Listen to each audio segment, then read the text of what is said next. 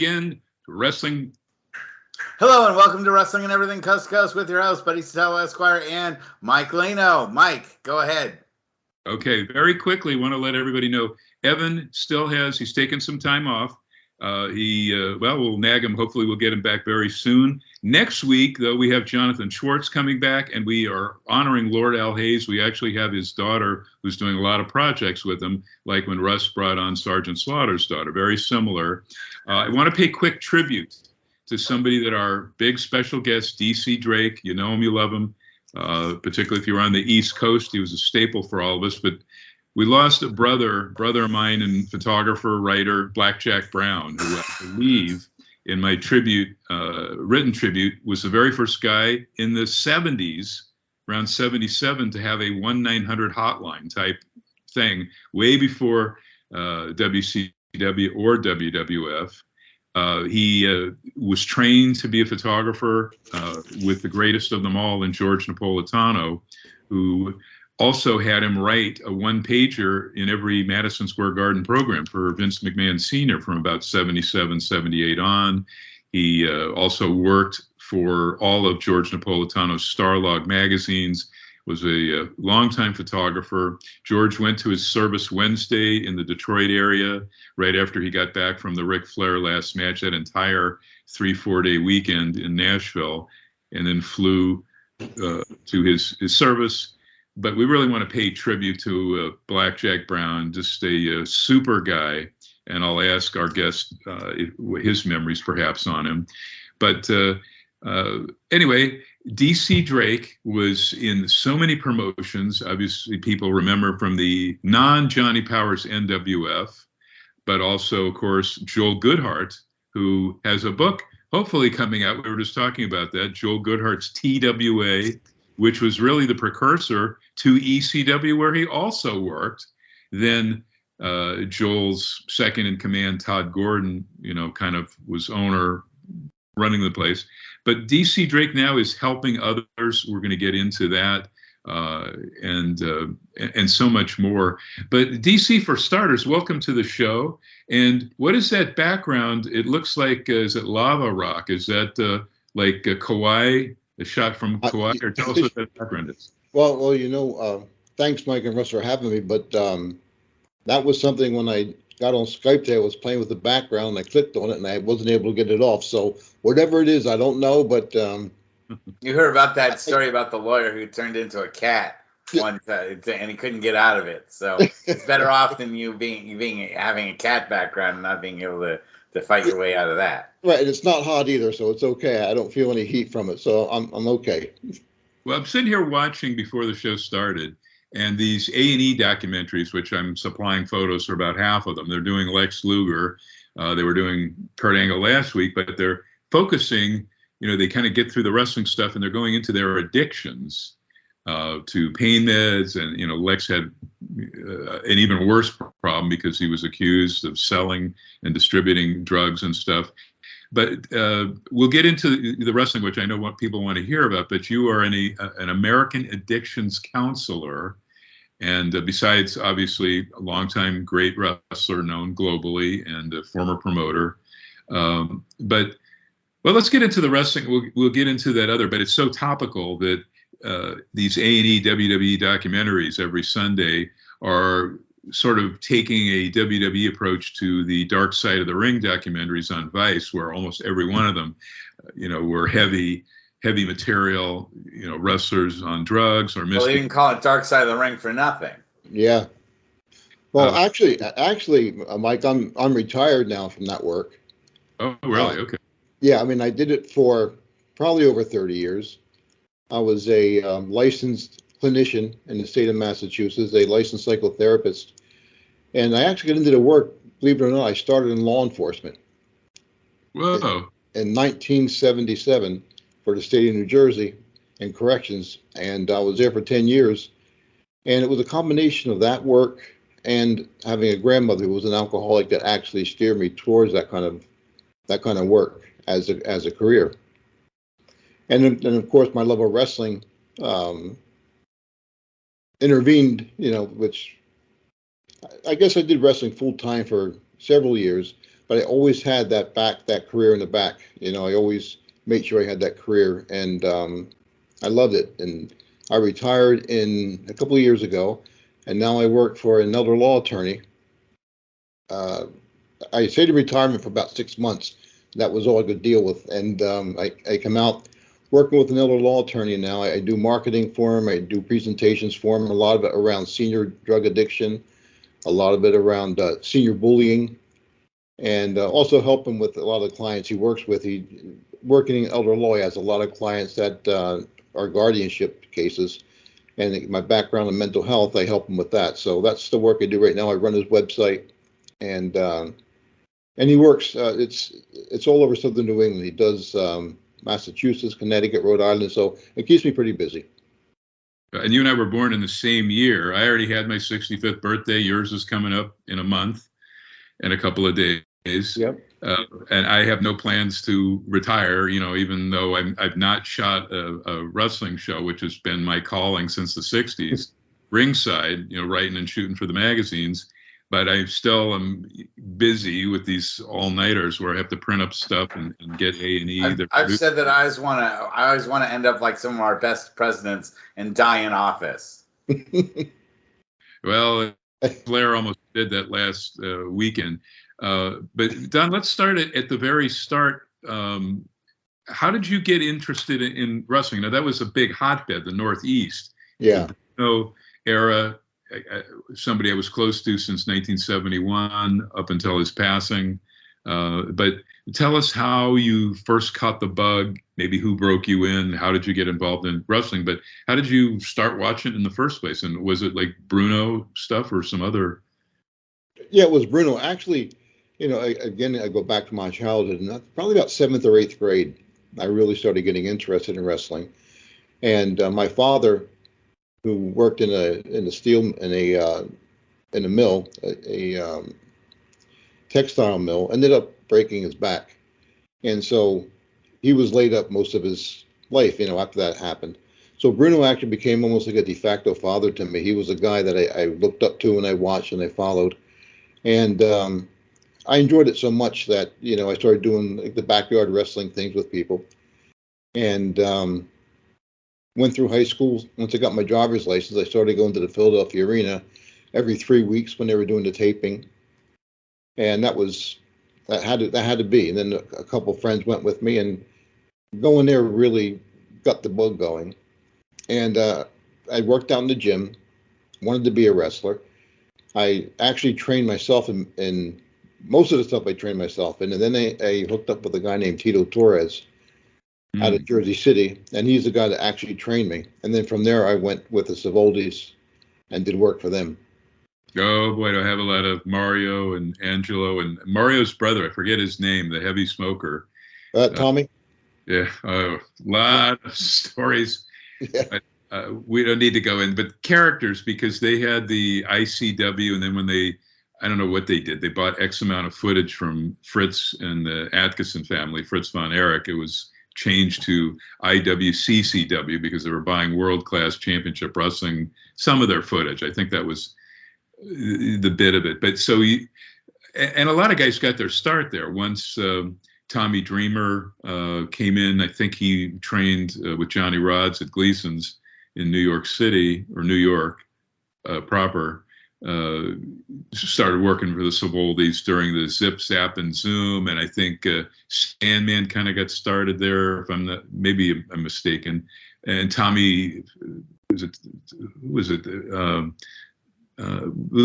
there was quite a bit of guys that really got their start. They were dyed-in-the-wool Northeast, Philly, Jersey, New York guys. Guys like Blue Meanie also, you know, Blue Meanie was. But do you have any? You know, it's always fun talking ribs and roadsters. Do you have any classic Savoldi stories or get stiffed or anything? Well, you know, actually, they treated me pretty well. I went on several overseas tours with them, but actually, I think it was my second match with them. They put me in a ring with a bear. Really? Yeah, it was in Maine. I think it was in Portland, but I don't remember. It was me, and it was the Invader number one, I think. Oh, Jose Gonzalez. Jose Gonzalez, yeah. So Mario had that or not the world's most popular person. Yeah. but he had that. Yeah, he veered. He was doing stuff with both Victor Quinones and then the long-standing Carlos Colon promotion, the World Wrestling Council. WWC, the World Wrestling Council. Well, it was that match that they told us not to get the bear mad, just go in and play with it, right? So, I was relatively new. I was strong, benching 500 pounds, and I got in the ring with this bear, and I said, this bear looks kind of scroungy and mangy, and so the invader says to me, I know he, after the fact now, it was a rib more than anything else. He said, listen, I'll go grab the leg and you can knock it over. I said, okay. So he goes and grabs the leg. I run over and knock it over. And that bear got mad. And it got up and it took its paw. And the last thing I remember is that paw coming down on me. Jeez. And I woke up outside the ring on the floor. And wow. Yeah, that was my second match with the Savoldis. And he came back and was yelling at me and, I told you not to make it mad. I said, well, but yeah, that's one of my favorite stories. Oh, you didn't stooge on the Jose. No, I knew better, but it was, I never had a really anything bad with them. They always. I had a lot of fun with them, but you always kind of watch. I heard the stories, believe me, but. Well, he brought us in. He flew us into Vegas twice, and it was myself, Les Thatcher, some quality people, Hacksaw Jim Duggan, Honky Tonk Man, George Steele, Jim Myers was his real name, and a couple of others. And we were doing voiceover for all this world-class stuff. And then, but, we get to the hotel and they say, oh, Mr. Savoldi is asking that we take your credit cards to, whatever for the hotel room. And I told all the rest of the guys, absolutely not. No, tell them to come down and pay for these rooms. We're not even thinking giving you, the hotel staff, our credit cards, because they didn't want us getting stiff with the rooms.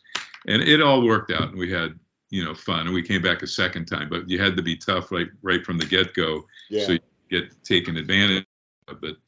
DC, I had a question for you, and that is, given your dad had that terrible back injury, that he was pretty much crippled from that accident that he had, did that ever get into your mind that you were in wrestling and you were in such a highly dangerous profession, especially when you started doing the ECW stuff, because that stuff took hardcore and took it to another level? Did you ever worry that you were going to wind up like your dad, maybe, or that that sort of thing could happen to you?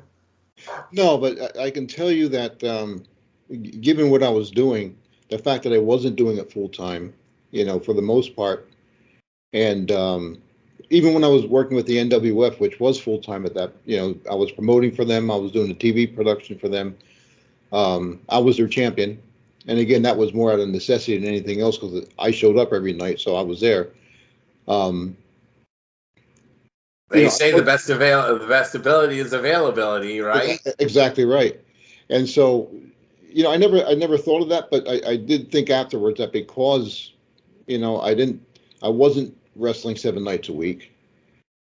Some of the chances I took, after the fact, I said to myself, yeah, it probably wasn't a good idea sometimes to do some of those high risk matches. And what actually put me out, and I think Mike had sent me a question about this, was I wrestled JT Smith for TWA, and during the match, I was coming back into the ring, and I thought he was going to put me into a bear hug. So he grabbed me around the waist, and the classic thing, you put the hands up over to push him out to get away from the bear hug. Then he pulled me over for a suplex, and I landed on top of my head and my neck, and I ended up with a pretty severe brachial plexus injury, which ended up with both my deltoid muscles disappearing in about 2 weeks. And so that was actually what sent me out of the wrestling business. At that point, I had to wear a neck brace for about 4 months. Sounded close to what happened to Big E Langston, where the suplexes didn't go all the way. This is WWE got the African American guy who just a couple of months ago. They don't know. They're giving him like a year. But when your dad had that back injury, you began immediately working to help support your family, not in a wrestling job, but a filling station to help out. and Exactly. attended college. Yeah, you initially majored in criminal justice before moving to psychology and mental health. That's all heady stuff for a pro wrestler. We don't often associate wrestlers with, many do, and this is proof that there are really quality people that multitask and have all of these outside tremendous things going on besides doing the physical job of wrestling. So kudos to you. And of course, the DC came from Don Clyde. Right. I don't think that was, when I just fly into Philly, every TWA Joel Goodhart show, I didn't know your character. I was snapping away because I think you weren't you Val? Because I know I have to find them and send them to you, but wasn't Nancy Sullivan either as Fallen Angel or Woman, like your valet for like a duo for you guys? Yes, she was. Yeah. Besides some of those other shows. And in fact, I still, because Joel Goodhart, the TWA promoter, again, who, Todd Gordon was working for and learning the biz and would later carry that the Joel Goodhart shows were just absolutely packed. Towards the last couple of years, they were just absolutely packed with stars. And that very last card, so I see him at the last this is Joel Goodhart, who now is living in Florida, I think still doing insurance work. Which is what his big adversary, Dennis Coraluzza, they're both involved in insurance in the Jersey, Philly area. But Joel's last show, which the plug was pulled on, it was completely sold out. It was going to be the Battle of the Nature Boys, Buddy Rogers against Buddy Landell, Doc and Gordy. This is an All Japan Legends match. Doc and Gordy against Prophet and Furnace, and some other big things. Rematch of Sheik and Abby. So the actual last card that Joel had, Sheik and Abby were in the cage, and they were going to have a follow-up. So this completely, can you imagine Abdullah the Butcher and the Sheik on the show with the class of the class, Buddy Rogers, the real Nature Boy, first Nature Boy. And we were so bummed. Japan had already sent me my plane tickets, my round-trip plane tickets and everything, and Joel has to pull the plug. And I'm going, Joel, the card was sold out. Why pull the plug? I mean, you were liquid, but I guess in some areas, or maybe, the talent, all of those talent, because remember his very last show, I came in, I drove in with Sheik and Sabu was in the opening match, was a reverse battle royal, which no one had ever heard of before. And when Sheik came into the dressing room, everybody, Terry Funk, Kevin Sullivan, Eddie Gilbert, Chris Candido, Medusa, Luna Vachon, Mick Foley, they're all, bowing. So it was like pre-Wayne's World, We're Not Worthy, when the Sheik came in there. You're just incredible, packed with talent. So, there was probably some big cost associated with that. And obviously, Kevin Sullivan and Nancy, came up from Florida.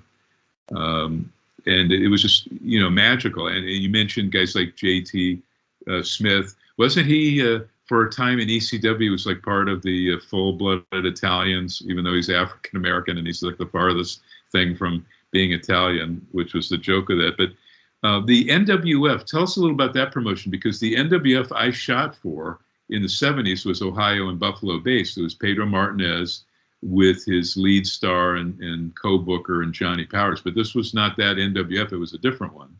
Right. Well, what ended up happening was I was interested again in staying in my backyard because of the career I had outside. At that time, I was still in law enforcement. And I met up with a guy from Philadelphia by the name of Paul Swanger, who worked as a concrete cowboy. And he had a ring. And I said, you know what, why don't we start our own promotion in Easton, Pennsylvania? And at that time, Vince was at the Hamburg Field House, plus at the Ag Hall in Allentown. And I think Bruno had just gotten involved with was it International Wrestling, I believe, that was being taped in one of the hotels up in Allentown. And I believe the Savoldis were involved in that as well. But anyway, we started a little small thing. And again, I wasn't looking for anything big. I said, I want to do this. I want to be involved in wrestling, but I can't travel. I don't want to travel. I just want to do something local. So we started running out of a VFW hall in Easton, Pennsylvania. Oh, very well known. And we did that probably every 3 weeks. And then I went to one of the local cable stations and I said, listen, you guys are big sports people up here in the Allentown, Bethlehem, Easton area. How about coming down and taping our show and doing a regular weekly show? And they said, oh, that's a great idea. So we put that show together and we started taping. And again, we did it just like Vince did it every 3 weeks, made 3 shows out of it. We did stuff in the studio.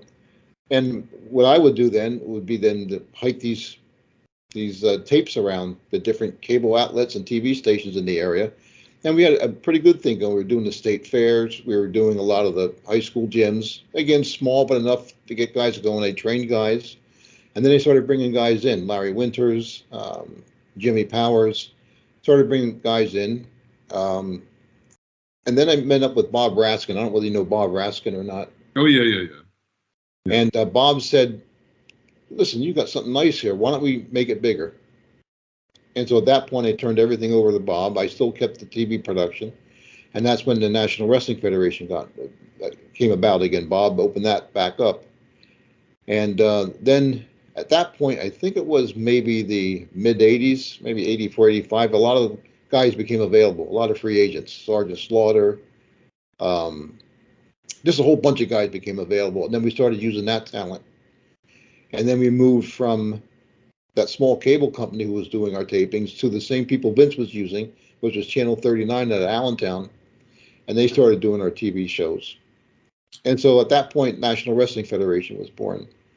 And we were bringing in all kinds of stars. We were holding our tapings at Asbury Park, at the center. We were all over the place doing the TV tapings. We cleared a lot of stations. We had a lot of TV stations.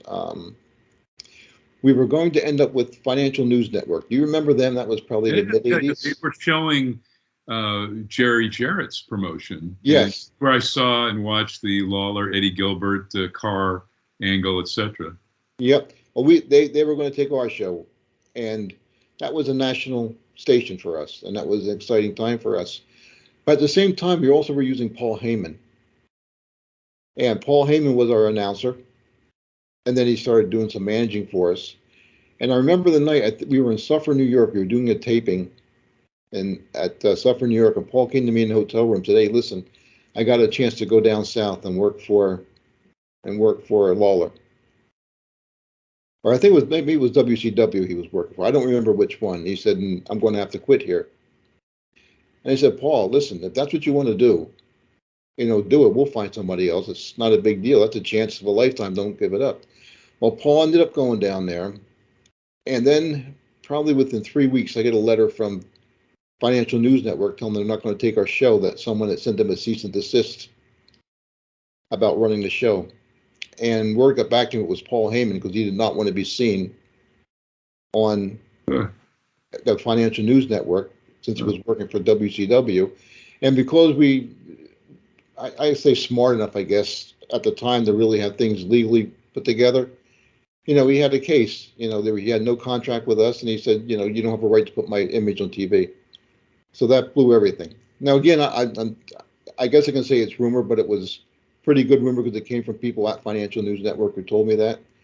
And that pretty much hurt, National Wrestling Federation. And then there were some battles going on between the people that were involved. Creative Entertainment got involved. I don't know whether you ever heard of them or not at the time. They were out of Camden, New Jersey. And they had... Yeah, Joe Hand or somebody. Mike Dano. Yeah. Rob Russin. Yeah. And they had contacts all over the country because they ran fair stuff. And we had quite a promotion going there. And after the Financial News promotion, you dropped your own strap. Now, it was initially called the Continental Wrestling Alliance. So exactly. First went down and worked that was like the parts of Tennessee and the Florida Panhandle, and quite a few guys from Memphis, including Eddie Gilbert, were there. And maybe that's what it was prior, or unless it was WCW and they just told them, oh, you can't be on a competing show. But that other promotion had the same name of Continental Wrestling. But in your own promotion, when it was, I believe, NWF, and you were the lead babyface, you dropped to Sergeant Slaughter in '87, and then you held your company's promotion title 2 other times, and you feuded, if you remember, the Strongbow brothers, Jules Strongbow, yes, Larry Winters, we all know, and Bruiser Brody. Yep. Can you tell us about that match? Because that's pretty huge, having Brody work for you. Well, we ended up having, I had quite a feud going with Jules Strongbow. And that started with a regular match, and then we ended up having a chain match, a dog collar match, and then an Indian strap match. And during that match, my manager Damian Kane got involved, and we whooped on Strongbow for a while, and then Brody made the save, and that ended up with a steel cage match with Brody and Strongbow against myself and Kane, which went over pretty big. And we were going to have another return match with that. I was going to end up feuding with Brody, and I think maybe a month after the cage match, Brody was killed in Puerto Rico. I'm in the regular, almost every couple of weeks with his widow Barbara, who's remarried, and their son Jeff is doing great, and all of that. But Chief Frank Hill, he started. Geigel sent him to my territory, my primary home base of L.A., and he worked as Chief Frank Hill, and then for about 2 years, and then next thing we hear, he's working as Jay Strongbow's brother, as Jules. Yeah. So and I liked Frank. He was a really good guy, open to anything. A great worker. You also founded another wrestling promotion, Pro Star Championship Wrestling, in 88, 89. Yep. The county fairs. Again, a lot of the same guys, including yourself, the Mad Dog, Jules Strongbow, Sergeant Slaughter, Larry Winters, and but who? Because I'd never heard of Joel Goodhart. So now we're going to the TWA, the Tri-State Wrestling Alliance, 1990 to 1992. I'd never heard of Joel before until 1990. That name. How did? Well, tell us about that, because you were right there from the get-go of TWA. When it ended up happening, I really had my fill of promoting. First of all, if I had my druthers at one point, I would have rather just stayed behind the scenes and ran the show and promoted the show and did the TV show. I thoroughly enjoyed that. But I reached a point where I was so fed up with the promotion angle of it. Guys trying to hold you up all the time for money. I mean, I'm not going to get into names, but there are some big names that try to do that. I was there for some of the stuff, like Snuka had already agreed at many shows around the country that I shot and was backstage for. He'd agreed he would do the Superfly Splash and blah, blah, blah for the agreed upon amount. And then when it came time right before his match, he said, no, brother, I need another 500 or whatever the amount would be to do my splash. And it's not limited to him, God rest his soul and everything, but there were others too. If you wanted to see their spectacular high spot or finish, they'd hold you up exactly as you're saying. Oh, they would. And they'd come out if it wasn't a good house. Nobody ever offered to give money back. If it was a great house, they all wanted more. And I reached a point where, because I said, listen, I got a career outside of this business. I'm not going to let this business kill me.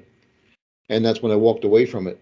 Joel was running a television or a radio show himself in Philadelphia. I think it was on WIP 610. And he was first, I think it was called Wrestling Radio.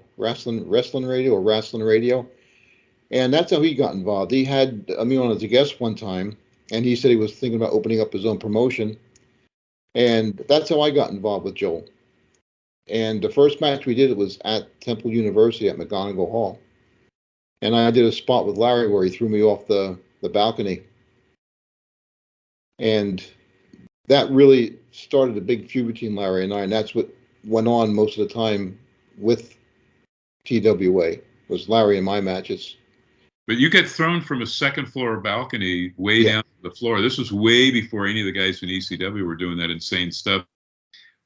Did you get legit hurt? We're talking about your dad and back injuries. No, anything I did.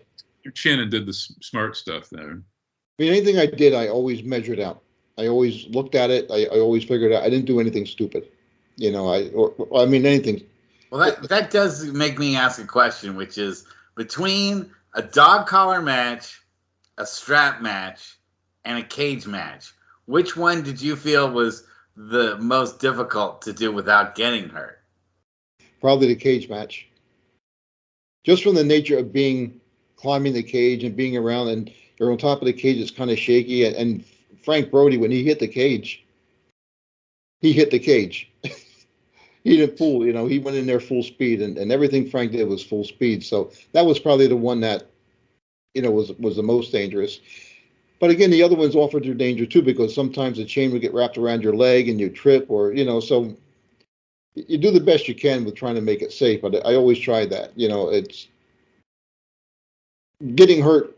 You got to make money. I mean, and if you're hurt, you're not going to make any money. So you do take it easy, but you got to make it look good for the fans too. So. Well, what did you think about, the controversy behind the juicing that goes on? And especially, like, if you look at Ric Flair's last match, he even, got cut in that final match, to make it. I have my, again, now you can talk to me as a wrestler or talk to me as the psychotherapist. So, well, let's talk from the wrestling standpoint first. Back when I first started, people still believed what they saw. So to get a little bit of juice was something that was part of the show. And, you did it because it added to the show. It gave the fans what they wanted, especially if you're the heel, they want to see that. There's that sense of realism, so you give that to them. Once wrestling reached a point where people now know what it is, and nobody pulls any punches, and people are on national TV saying, oh, we're friends, and, we work together and we're telling a story, what's the point of juice? What's the point of cutting yourself? Right. It makes no sense. If you're going to tell people it's fake, then go in there with a blood capsule. Go in there with a bottle of, fake blood poured on your head. When I see guys doing it today, especially these crazy matches with the barbed wire and the lights and pulling glass out of each other and cutting themselves. And Ric Flair telling everybody, I'm going to cut myself in this match. So now I begin to look at it as a psychotherapist and say, self-mutilation is a serious thing. And a lot of guys who are doing this thing have some real serious psychiatric problems. That's my feeling today. People that self-mutilate, people that cut have some real serious issues about themselves, how they view themselves. Self-hatred is one of them, or being unhappy with who they are. And especially when I see guys not just nicking themselves, but gouging themselves to the point that they're loaded with blood. And so I ask myself, how healthy are some of these guys mentally that are in the ring today? I would never see myself going in, now that people know what it is, going in and having people bust a light over my head and pulling glass out of my head, or being stitched up, or being caught in barbed wire. It makes no sense to me. There was I won't mention her name, everybody knows who it was, beloved female wrestler, first in WCW, where she was more a valet, and then lots of stuff, TNA later, the Jeff Jarrett promotion, a lot of indies. But she had done a lot of cutting and self-mutilation leading up to her eventual suicide. And that was really rough, because a female wrestler with all the potential in the world, she was a tremendous athlete in Japan, the Stardom promotion, Rossy Ogawa's promotion. On social media, she was attacked she was on a reality show where you live in a house with other people. And she had done something to one of the most popular males on there, or questioned something that he had done, and social media attacked her, and she took her own life. It was really rough. A lot of famous movie stars and people like Angelina Jolie said they pulled back, not doing any social media because it's brutal. And so that goes hand in hand with what you're saying. We used to think Lonnie Main, the original, very first Moondog Lonnie Main, from about 72 on till his death in a car accident in 76, late 76, I believe it was, did a lot of self-mutilating, and a lot of the promoters from Roy Shire to, my two bosses, San Francisco Roy Shire, LA Mike LaBelle, would say, oh, he's just a masochist, was how they would put it under the rug and deal with it, because Lonnie would take legit pieces of glass, cut up his chest during promos, chew on real glass, like Geek Axe from circus or carny stuff, swallow goldfish, live goldfish from bowls. And that's how it was termed. But, he was like Johnny Valentine. He loved stiff shots, and he, tell his opponents, and Johnny was infamous for that, really lay it in there. He was a stickler for no light, or the punches going in. And Russ, by the way, was heel manager in the Northern California, my old area, for quite a long time. So Russ has been in the biz. I don't think, Russ, you never gigged. Oh, are you kidding me? One time, the Reno Scum went, and I was managing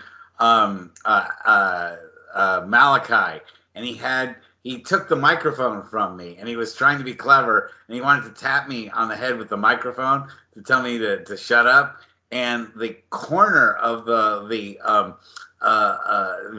had like a box that was the logo, and the box was tweaked a little bit, so the corner hit me square on the forehead, and I started bleeding all over the place. That's what we call. I wasn't gigging it, but it was. Well, that's called hard way Yeah, but anyway, let's get back to extreme wrestling, because a lot of people don't even know, and I'd kind of forgotten this.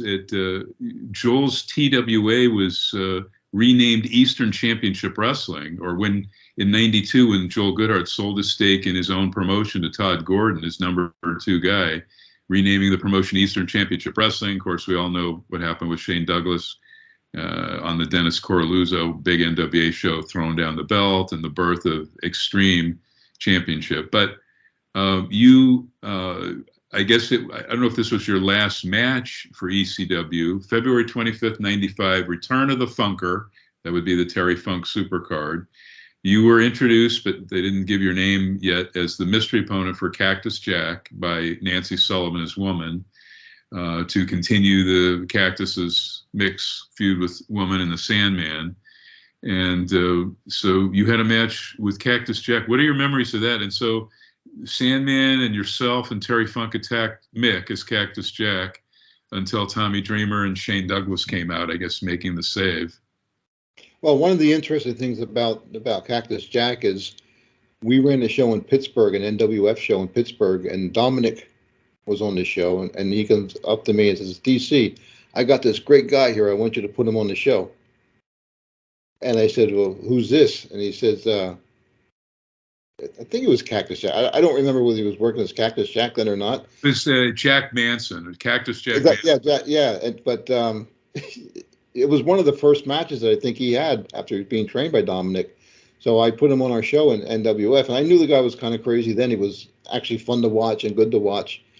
And then years later, when I did the ECW thing, we talked about that. But I went in there, and I'd been out of the business for a while at that point. I'd gotten so tired of it, I wanted nothing to do with it. And then they called me and said, hey, listen, want to do an angle with us? I said, sure. And so I went down, and I thought it was great. I thought it was a great angle, great idea, and I enjoyed it. And then they wanted me to work a program with Tommy Dreamer after that. But what I saw in the locker room at ECW, I wanted no parts of that. The guy wasn't it the Heyman who may or may not have screwed you over on your losing TV off the Financial News Network? He was the one that asked you to return for the series of matches with Dreamer. Yeah. Which sounds crazy now. Yeah, and believe me, all the stuff that goes on in wrestling, I hold no ill will against anybody. It's the nature of the business. It's you go to a circus, you expect to be, see things at a circus. It's just what it is, and that's how it was with wrestling. Things happen, people do things, and you forget about it and move on. It's the nature of the business. But what I saw in the locker room and the amount of drug use, and the place was so filled with pot smoke. I mean, I said, I have nothing to do with this. Number one, I don't do that. But number two, what I did outside of my career outside of the ring, I could not afford to be associated with something like that. So I just walked away at that point. You did have a match. So I've got to find the pictures of this too. August 27th, 05 at Russell Reunion. I think that's Mike Boothby and Sal Graziano's, not Sal, but Sal, whatever his name was. Corrente. Yeah. Right? Sal Corrente? Teamed with Amy Love and the NWA great Gary Royal against George South Jr., the Patriot. I don't know if that was Del Wilkes or not, and Wendy Richter, right? Vince champ. for the women, and prior to that, you had a tag match with Spike Dudley from ECW, but that was with Top Rope Promotions. And also APW graduate Spike Dudley. Yeah, Matt Heisen. Yes, that's Spike Dudley's real name, but he came from our school, my home base promotion. And that's where I got my start, was in APW also. Just having a plug there for here. When I'm reading now, I'm reading disclosure on his Wikipedia page. But you get your master's in psychological counseling, certified as an addictions counselor, which is tremendous. You went on to run the Living and Recovery Community Program, LARC, not-for-profit substance abuse, nonprofit substance abuse treatment program for individuals with HIV. This was at Shattuck Hospital in Boston. That's right. A big deal. That's a big deal. Well, I was the director of that program, and again, that was through another organization. I didn't invent that, and I didn't found that. I was hired to direct that program, and yes, it was at Shattuck Hospital, and that's what I did until I retired. Well, that's. DC, I had a question for you. In California, we were really not part of the ECW audience, and it was really such an East Coast based thing, such an East Coast based phenomenon. I went down. I had to go back and shoot. Japan would send me back there, but I went and shot them all over the place. New Orleans, LA, where they had a heat wave promotion, a pay-per-view, and we got their TV, but it was on a kind of a dinky over the air, almost like a precursor to a cable channel. That, like, you got world class on it. Like Saturdays was ECW was just 1 hour of nothing but wrestling all day long. Why do you think ECW didn't make greater effort to try to involve the West and the West Coast? Why? Because it wasn't a competing bed here. California's not the hotbed. The Northeast, New York, Jersey, Philly, Boston, all of those, the smaller states, New Hampshire, Rhode Island, they're huge. There are hundreds of cards. What's a bigger media market than Los Angeles? And San Francisco is like the number 5 or 6 media market. Not Northern California and Southern California. We're talking pro wrestling. We're not talking entertainment. Well, I'm interested in finding what DC's thoughts are. Right. In terms of why I didn't, we did a number of NWF shows out there too. And when we went out there, we always tried to hire, I think we hired Chavo Guerrera. Yeah. To work the shows, but we hired local talent. And even with that, we didn't have the kind of turnout that we had in the Northeast. And why do you think that is? Why do you think that is? I'm not sure. I mean, I think it's a different type of person than California. What they say is, though, and you can tell Russ if you think this is true, is that there are so many other entertainment things, because the amusement parks that are associated with Disney and Universal Studios, but all the East Coast has all that. Maybe not to the extent, they don't have the Hollywood Boulevard and all of the attractions where you can go to the studios and all of that. Wrestling is just not as big, nor has it ever been since the 50s as it is in the Northeast. It's huge. And Don, wouldn't you agree? I mean, it's just in the fabric of everybody's life. You say Bruno Sammartino, not that many people now would know him on the West Coast. On the East Coast, still a god the way he deserves to be. And I also thought, too, talking about California, some of the warmer locations, that maybe it's because, like up in the Northeast, it gets cold in September, so a lot of indoor stuff needs to go on. You don't have the parks open. You don't have those things. California, it's open all year long for the most part. You have, like Mike said, you have other things to do. The Northeast, it got cold. People wouldn't mind going inside to see things. So that's why I think it was really more the climate. But then again, you could say Florida. Florida was huge too. Wrestling is embedded in people in the Northeast. There are like 100 shows to our 1 or 2 on any given night, in either Southern Cal or NorCal. And it's changing now. Now some of the Ring of Honor type stuff, these groups are popping up in, of all places, Washington State and Oregon. They're drawing sellout packed crowds. Wow. Wouldn't you think the blue-collar nature of where your market was also had a lot to do with the popularity of ECW, and you know the hardcore nature of it because of the blue collar, the more of a blue collar audience. Well, if I were to look at audiences, and that's another thing, I think wrestling fans today have changed from what I saw in the 80s. I could go there and you'd have families there, and you work it. Yes, you had some blood. There was no swearing. There was no dirty. There weren't women half dressed or people. Things that I see go on today. It was a different type of fan, and the fans I see today, I'm kind of concerned about. What they want and what they're looking for. ECW had a certain kind of fan, and I don't want to paint, because I love the fans, and I don't want to paint them with a brush, but it's a different type of audience today. And even with ECW, I mean, they drew a niche crowd, and outside of that, you weren't going to get families. You weren't going to get a big draw like that. I mean, I remember going into places where kids lined outside the dressing rooms waiting for you. You didn't see that with ECW. You saw people out there that were just as crazy as the wrestlers were. So it was kind of concerning to me, and even seeing what's happening today, what some of the fans want, what they're looking for at shows, crazy moves and blood, and it's concerning. And to think that wrestlers are doing that in front of sometimes 30 people, 40 people.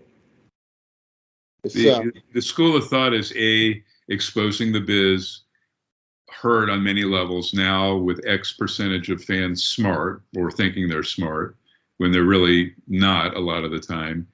And you're right. I mean, some of these pure wrestling promotions that came out of when ECW, went under for a variety of reasons, and Vince kind of bought them out.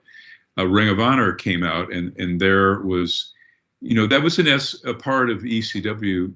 There was actual wrestling. It wasn't all, opening match to main event blood. There was the Eddie Guerrero's against Dean Malenko type outstanding, pure type pro wrestling matches, and that's what's really hot now. But it's a whole different.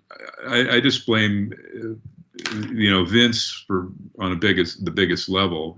Exposing the biz, having a press conference with the Wall Street Journal of all people. They would be the ones that bring him down. This was 2002, I think. In 2022, the same Wall Street Journal brought him down, but he exposed the biz basically to get rid of, allegedly, the ringside doctors, saying this, our entertainment that's what it is. It's entertainment. It's no different than Ringling Brothers, because he didn't want to pay. He wanted to have it taken out of the hands of the state athletic commissions, which charge a lot of money. You had to pay for a ringside doctor and all of this stuff. And, but the thing about that, Mike, is it wasn't that much. The ringside doctor cost me $125 at a show. The referee, altogether, the commission, the package with the commission was probably less than $500 for the referees, the timekeeper, and but like in California, you have to also pay like 15% of your show.